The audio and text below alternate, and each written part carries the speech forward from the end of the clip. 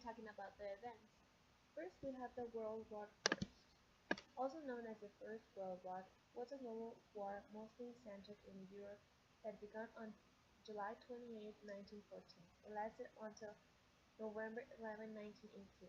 More than 9 million combatants and 7 million civilians died as a result of the war, a casualty rate exacerbated by the belligerents' technological and industrial sophistication and tactical stalemate. It was one of the deadliest conflicts in history, paving the way for major political changes including revolutions in many of the nations involved. Next, we have the World War II, also known as the Second World War or Second Great War. It was a global war that lasted from 1939 to 1945.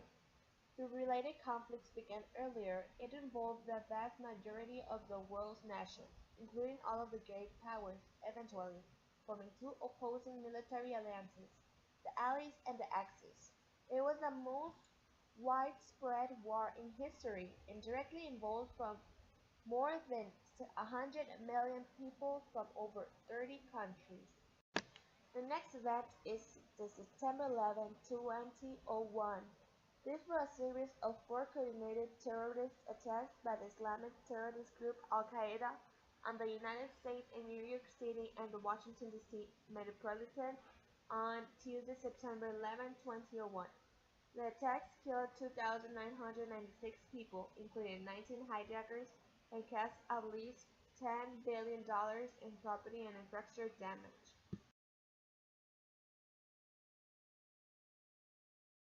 Next, I'm going to start talking about globalization. Globalization is a worldwide movement toward economic, financial, trade, and communication integration. Globalization implies the opening of local and nationalistic perspective to a broader outlook of an interconnected and independent world with free transfer of capital, goods, and services across national frontiers. Next, we have terrorism. The terrorism is the use of violence or the threat of violence, especially against civilians in the pursuit of political goals. Next, we have the digital era. The digital era refers to the advancement of technology from the analog electronic and mechanical devices to the digital technology available today. The era started during the 1980s and is ongoing. The digital revolution also marks the beginning of the information era. I'm going to be answering some questions. First, why did the globalization emerge?